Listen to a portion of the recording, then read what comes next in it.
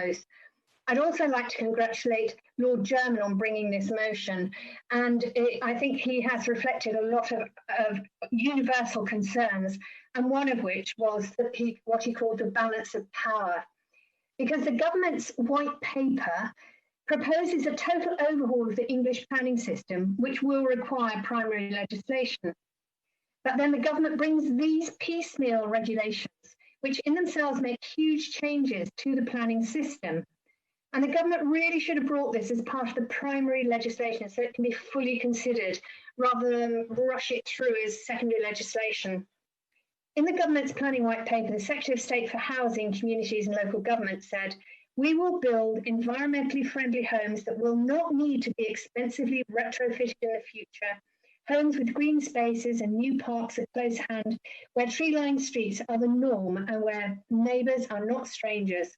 And yet, nothing in these regulations delivers on those green ambitions. The government has missed a huge opportunity to require people to bring up their home up to modern high standards of energy efficiency and thermal comfort when adding new stories to the home. And obviously the best and most cost-effective time to do that is when other major works are being done. So it's absurd that the government isn't tying these two things together. The government really has to put green, carbon neutral, planet positive development at the heart of its plans, and at the moment it really isn't.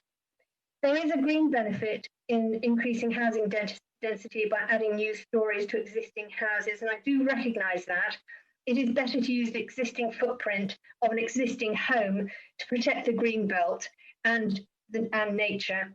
But, and it's a really big but, the fact is that adding 2 stories to many homes, particularly in a rural setting, would have a huge impact on the neighbours. And quite honestly, residents, I think, are going to be incredibly shocked and distraught if they suddenly find that they have a loss of amenity, if they have a loss of view, of privacy, of sunlight. And quite honestly, this will not go down well with people. Has the government really thought it through? Or are they prepared to let residents actually suffer as a result of this policy?